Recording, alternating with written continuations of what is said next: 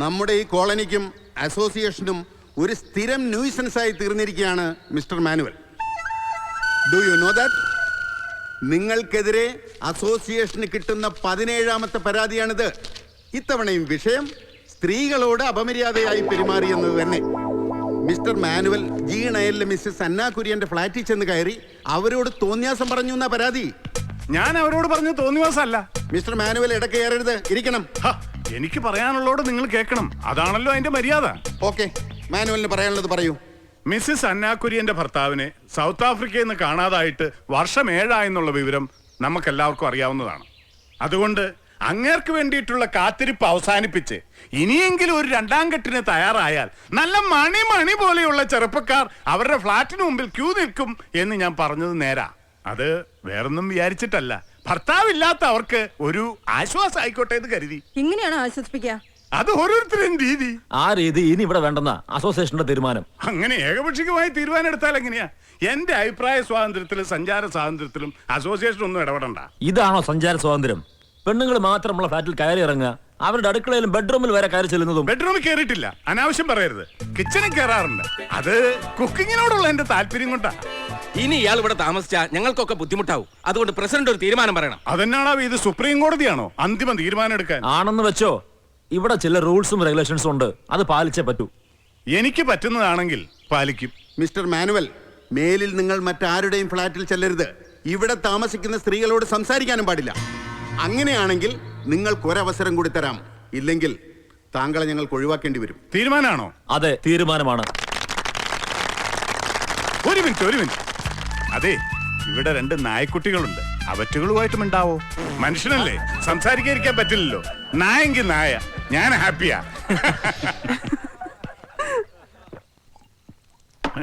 നീ എവിടെ എന്നെ എടുക്കോടാ ഗീവറീസേ? ഒരു സോഡ ഇങ്ങോട്ട് എടുക്ക്. ഞാൻ അല്പം തിരക്കില്ല, ഒരു പുതിയ ഭാഷ പഠിച്ചോണ്ടിരിക്കുക. എന്ത് ഭാഷയാണാവോ? നായയുടെ. മുതലാളി അവറ്റങ്ങളായിട്ട് സംസാരിക്കുമ്പോ ഒരു കമ്പനി തരാമെന്ന് വിചാരിച്ചിട്ടാ. പഠിക്ക്. അങ്ങനെയെങ്കിലും വർഗ സ്വഭാവം കാണിക്കുന്നേ. എനിക്ക് വേറൊരു സ്വഭാവം ഉണ്ട്, കൂടുതൽ ചൊറിഞ്ഞായി ഞാൻ പുറത്തെടുക്കും. അതെന്നാടാ നീ ഒറ്റക്കാലം നിന്ന് പിടിക്കൂ? വേണ്ട, ഇങ്ങോട്ട് അടിക്കണ്ട. ഞാൻ സാധനങ്ങളൊക്കെ പാക്ക് ചെയ്ത് വെക്കാൻ പോവാ. അല്ല, ഇന്നോ നാളെ ഇവിടുന്ന് കെട്ടിടണല്ലോ. നിനക്ക് വേണേ ഇപ്പപ്പാ, ഞാൻ ഇവിടെ തന്നെ ഉണ്ടാവും. അത് ഇവിടെ ഉള്ളവര് തീരുമാനിച്ചോളൂ. മോനെ ഗീവറീസേ, നിനക്കൊരു വിചാരമുണ്ട്, നീ ആള് ഭയങ്കര ഡീസന്റ് ആണെന്നും ഞാൻ ആള് കച്ചറയാണെന്നും. പക്ഷേ സത്യം എന്താണെന്ന് കാലം തെളിയിക്കൂടാ മോനെ. അതെ, ഈ ഡീസന്റ് പാർട്ടിയുടെ കൂടെ പണിയെടുത്ത് പറഞ്ഞാ എനിക്ക് പെണ്ണ് പോലും കിട്ടൂല. അതുകൊണ്ട് ഞാനൊരു കാര്യം തീരുമാനിച്ചിട്ടുണ്ട്. നീ എന്നെ നന്നാക്കി കളയാവുന്ന? അത് പറ്റില്ല എന്ന് കർത്താവിന് പോലും അറിഞ്ഞൂടെ. ഇതല്ല, വീട്ടു തടങ്ങൽ. നാളെ മുതൽ എന്റെ അനുവാദം ഇല്ലാതെ ഇവിടുന്ന് പുറത്തേക്ക് ഇറങ്ങില്ല മോനെ. നീ അടുക്കള ഭരിച്ചാ മതി മോനെ, അതിന്റെ അപ്പുറത്തേക്ക് വേണ്ട. എനിക്കിവിടെ മാന്യം മര്യാദക്ക് ജീവിക്കാൻ വേണ്ടി ഇനി ഞാൻ അടക്കി ഭരിക്കും. നീ എന്റെ ഭാര്യയാവും നോക്കോ? അതാവണോ? നിന്നെ കണ്ടാ തോന്നും അതും ആവുന്നു. അയ്യേ, ഞാനില്ല, ഞാൻ പോവുക. എനിക്കിഷ്ടമുള്ളിടത്തേക്ക് പോവുക. നിനക്ക് തടയാമെങ്കിൽ തടയ. നീ എന്നോട് തടയാത്തത്? നാളെ മുതൽ തടയാം. ഇന്നൊന്ന് സ്വസ്ഥമായിട്ട് ഉറങ്ങട്ടെ. നിനക്ക് സ്വസ്ഥത കിട്ടുമെങ്കിൽ ഞാൻ പോവും. ഞാൻ പോയാൽ നിനക്ക് സങ്കടാവില്ലടാ? ഒരു സങ്കടവും ഇല്ലേ? എന്നാ നീ സന്തോഷായിട്ട് കിടന്നുറങ്ങ. ജീവിതം സന്തോഷിക്കാനുള്ളതല്ലടാ. Good night. Good night. ഒരു ബെഡ്ഷീറ്റും തലവണയും താഴെ എത്തിക്കണേ മോനെ.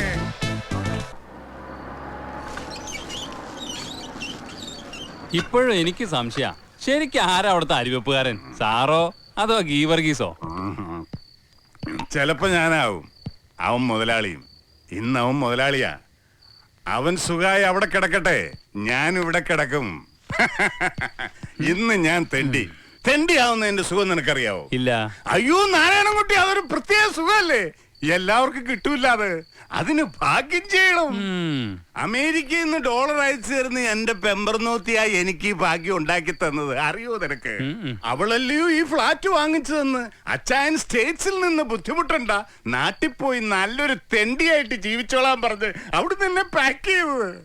എടാ മോനെ, അവളുടെ സ്പോൺസർ സായിപ്പ് രാത്രി വന്ന് രാവിലെ പോണേടം വരെ വില്ലയുടെ വരാന്തയിൽ തണുപ്പത്ത് സ്കോച്ച് അടിച്ചു കിടന്ന അച്ചായൻ ബുദ്ധിമുട്ടുണ്ടാന്ന് അവള് കരുതി.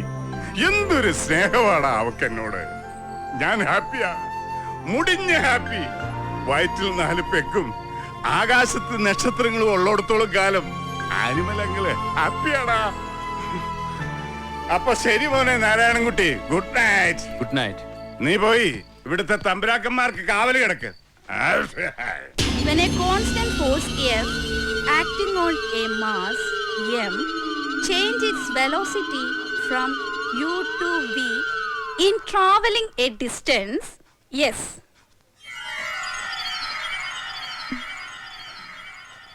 Then work done is equal to F into S.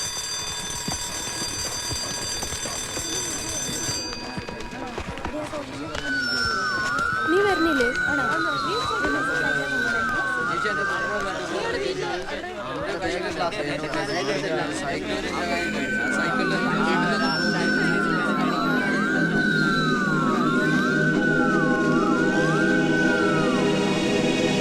Nidhi, what's wrong with you? കുട്ടി ഏത് ലോകത്താ? ബെല്ലടിച്ചതും ക്ലാസ് കഴിഞ്ഞതൊന്നും അറിഞ്ഞില്ലേ? സോറി മാം, ക്ലാസ് തുടങ്ങിയപ്പോഴും ഞാൻ ശ്രദ്ധിക്കുകയായിരുന്നു. You are not attending the class and this is not the first time. എന്ത് ഭാവിച്ച കുട്ടി? Progress report കണ്ടല്ലോ അല്ലേ? വന്ന് ഈ ക്ലാസ്സിലെ ഏറ്റവും വീക്ക് സ്റ്റുഡന്റ് ആയിരിക്കും ഇയാള്. എന്താ പറ്റിയത് കുട്ടിക്ക്? നത്തിങ് മാം, സോറി.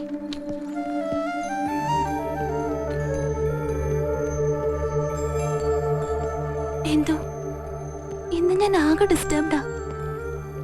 ഓരോ ദിവസം കഴിയുന്തോറും എനിക്ക് പേടി കൂടി വരാ. വീട്ടിലേക്ക് പോവാന് തോന്നണില്ല. ഞാൻ എന്താ ചെയ്യാ? നിന്നെ ഇങ്ങനെയൊന്നും അല്ല മമ്മി കരുതിയത്. No, I am ashamed of you. കണ്ടോ, ഒരു സബ്ജക്റ്റിന് പോലും 50% മാർക്കില്ല. നിന്റെ ലില്ലി മിസ്സിനെ വിളിച്ചപ്പോ നീ ക്ലാസ്സിൽ ശ്രദ്ധിക്കുന്നേ ഇല്ലെന്നാ പറഞ്ഞത്. പറയുന്നത് കേൾക്കുന്നുണ്ടോ നീ? സാരമില്ല, അവള് കുട്ടിയല്ലേ. നെക്സ്റ്റ് ടൈമിൽ നല്ല മാർക്ക് വാങ്ങിച്ചോളും അല്ലേ മോളെ? മോഹൻ അറിഞ്ഞൂടെ, പണ്ട് ഇവളെ എന്ത് ബ്രൈറ്റ് ആയിരുന്നു. എല്ലാ ക്ലാസ്സിലും ഫസ്റ്റ് റാങ്ക് ആയിരുന്നില്ലേ? പോട്ടെ, പഠിക്കണ്ട, ഒന്ന് സ്മാർട്ടായിട്ട് നടക്കെങ്കിലും ചെയ്തൂടെ ഇവൾക്ക്? എന്താ നിന്റെ പ്രോബ്ലം? എന്തെങ്കിലും പ്രോബ്ലം ഉണ്ടെങ്കിൽ അത് പറ. പ്രോബ്ലം? എന്ത് പ്രോബ്ലം? താനായിട്ട് പ്രോബ്ലം ഉണ്ടാക്കണ്ട, അവൾക്കൊന്നുമില്ല. മോഹനാണ് അവളെ വഷളാക്കുന്നത്, ആവശ്യത്തിൽ കൂടുതൽ ലാളിച്ച്. അയക്കോ, പക്ഷെ പെൺകുട്ടികളെ ശാസിച്ചേ വളർത്താവൂന്ന് ഓർമ്മ വേണം.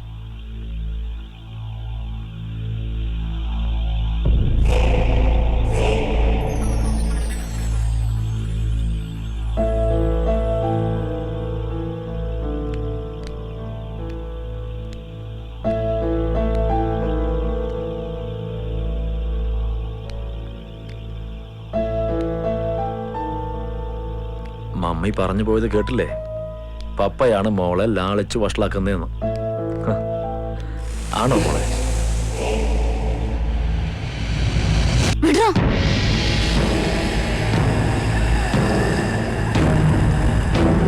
പറയും, എല്ലാം ഞാൻ മമ്മിയോട് പറയും.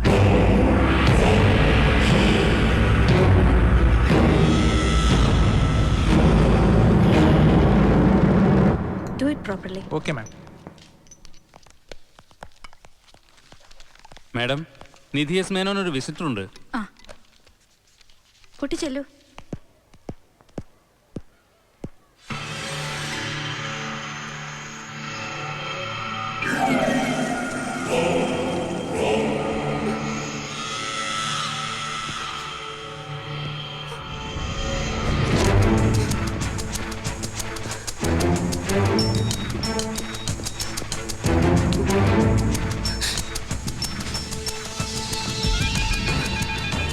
നിധി, കുട്ടി എന്താ പപ്പയെ കാണാത്തെ? Is waiting for you. മമ്മിയുമായി വഴക്കിട്ടാ വീട്ടിൽ നിന്ന് പോകുന്നതല്ലേ? പപ്പ പറഞ്ഞു, വാ, പ്രിൻസിപ്പൽ പറഞ്ഞു കൂട്ടിക്കൊണ്ട് ചെല്ലാൻ. വരൂ കുട്ടി.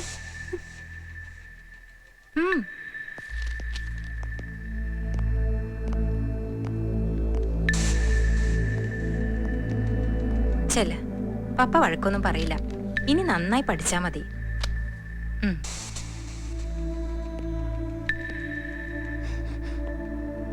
മോളിരിക്കേ. Come on, sit.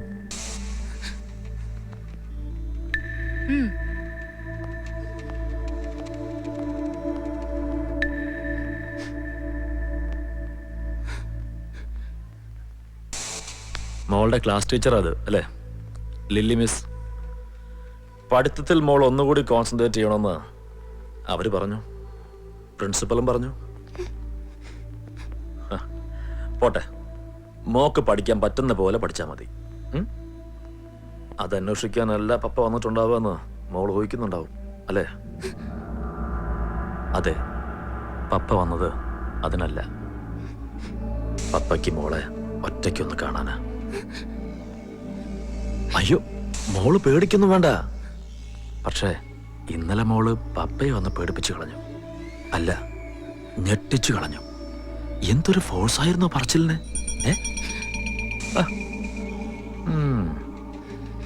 ഉള്ളതൊക്കെ മോൾ എല്ലാവരോടും വിളിച്ചു പറഞ്ഞിരുന്നെങ്കിൽ പപ്പ പെട്ടുപോയനെ. എന്റെ മോൾ അങ്ങനെയൊന്നും ചെയ്യില്ലെന്ന് പപ്പയ്ക്കറിയാം. എന്നാലും മോൾ കുട്ടിയല്ലേ, അബദ്ധത്തിനെങ്ങാനും പറഞ്ഞു പോയാലോ? വിരോധമില്ല, പപ്പയ്ക്ക് ഒരു വിരോധമില്ല. പക്ഷെ പപ്പ അപ്പോ ചെറിയൊരു കാര്യം ചെയ്യും. കൊല്ലും. പപ്പ കൊല്ലും. ആദ്യം മോളുടെ അനിയത്തിയെ, പിന്നെ മമ്മിയെ, ഒടുവിൽ പപ്പയുടെ ഈ മിടുക്കി കുട്ടിയെ. അല്ലാതെ പപ്പ എന്ത് ചെയ്യാനാ? പപ്പയ്ക്ക് വേറൊരു നിവൃത്തി ഉണ്ടാവില്ല മോളെ. ഈ സൊസൈറ്റിയിൽ പപ്പയ്ക്ക് പപ്പയുടെ മാന്യത നിലനിർത്തണ്ടേ? അപ്പോ മോള് കരുതും എങ്ങനെയാ കൊല്ലാന്ന്. പണ്ട് മോളുടെ ഡാഡി മരിച്ചത് ഒരു ആക്സിഡന്റ് ആയിരുന്നെങ്കിൽ ഇത് പപ്പ ഒരു ആക്സിഡന്റ് ക്രിയേറ്റ് ചെയ്യും. അല്ലെങ്കിൽ ഒരു കൂട്ടാത്മഹത്യ. മമ്മിയും മോളും കനിമോളും ഒരുമിച്ച് ഇങ്ങനെ മരിച്ചു കിടക്കുന്നത് കാണാൻ പപ്പയ്ക്ക് വലിയ ബുദ്ധിമുട്ടാവും. അതുകൊണ്ട് മോൾ ആലോചിക്കേ, ക്ലാസ്സിൽ പോയിരുന്ന സമയമെടുത്ത് ആലോചിക്കേ.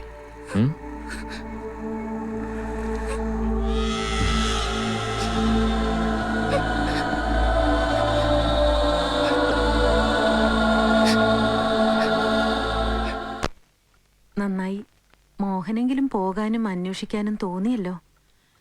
തിരക്കുകൾക്കിടയിൽ ഞാൻ വിചാരിക്കുന്നതല്ലാതെ നടക്കുന്നില്ല.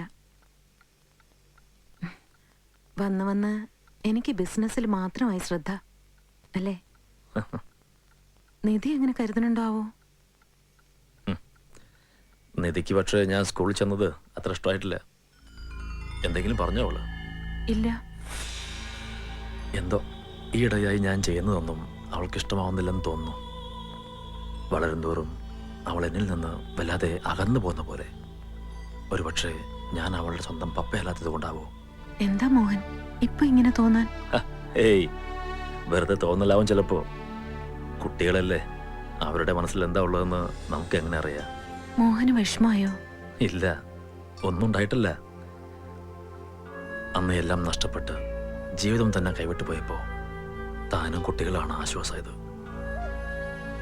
സുരേഷിന്റെ മക്കളെ സ്വന്തം മക്കളായിട്ടെ അന്നും ഇന്നും ഞാൻ കരുതിയിട്ടുള്ളൂ. അന്ന് മുതലേ ഞാൻ നിധിയുടെയും കനിയുടെയും നല്ല പപ്പ തന്നെയാണെന്നാ എന്റെ വിശ്വാസം. വിശ്വാസമല്ല മോഹൻ, അത് സത്യമല്ലേ? സത്യമാണെന്ന് എനിക്ക് നല്ലപോലെ ബോധ്യമുണ്ട്. അത് മതി, എനിക്കത് മതി അരുന്ധതി. അല്ലെങ്കിൽ ചിലപ്പോ ഇന്ദു മരിച്ചു പോയപ്പോഴുള്ള ആ അവസ്ഥയിലേക്ക് ഞാൻ തിരിച്ചു പോയെന്ന് വരും. ഒരു മുഴുകുടിയനായി. ഏയ് നോ.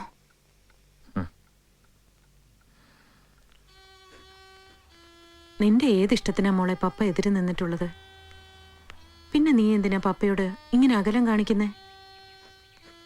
പപ്പ സ്കൂളിൽ വന്നത് നീ പഠിപ്പ് ഉഴപ്പുകയാണെന്നുള്ള വറി കൊണ്ടല്ലേ? എന്നിട്ട് മോൾ അങ്ങനെ ബിഹേവ് ചെയ്തപ്പോ പപ്പയ്ക്ക് എന്ത് വിഷമായെന്നോ? അറിഞ്ഞുകൊണ്ടല്ലെങ്കിലും മക്കൾക്ക് പപ്പയുമായൊരു ഡിസ്റ്റൻസ് ഉണ്ടായ അത് മമ്മിക്കും പ്രയാസാവും.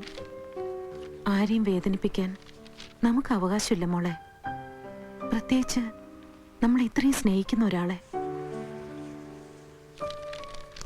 മോളൊന്ന് ഓർത്തു നോക്കിയേ, അന്ന് ആ ആക്സിഡന്റ് ഉണ്ടായപ്പോ മമ്മിക്ക് മോളെയും കനിമോളെയെങ്കിലും ബാക്കി കിട്ടി. പപ്പയ്ക്കോ ഇന്ദു ആന്റിയും സച്ചിൻ മോനും ഒരുമിച്ച് നഷ്ടപ്പെട്ടില്ലേ? മോളുടെ ഡാഡിയും പപ്പയും എങ്ങനെയാ ഒരുമിച്ച് ജീവിച്ചെന്ന് കുറച്ചെങ്കിലും മോൾക്ക് ഓർമ്മയുണ്ടാവില്ലേ? ഒറ്റയ്ക്കായി ആ മനുഷ്യന് ജീവിതം തന്നെ നഷ്ടപ്പെടുമെന്ന് കണ്ടപ്പോ റിലേറ്റീവ്സ് ഒക്കെ അത്ര നിർബന്ധിച്ചിട്ടല്ലേ മമ്മി ഈ അലയൻസിന് സമ്മതിച്ചത്? അതും മോൾക്ക് അറിയാവുന്നതല്ലേ. പിന്നെന്താ ഇപ്പൊ ഇങ്ങനെ ഒരു തോന്നല്? നോക്കുമോളെ, പപ്പയ്ക്കിപ്പം നമ്മൾ മാത്രമേ ഉള്ളൂ. കുറച്ചുകൂടി കൺസിഡറേഷനും സിമ്പതിയും ഒക്കെ ആ മനുഷ്യൻ അർഹിക്കുന്നുണ്ട്.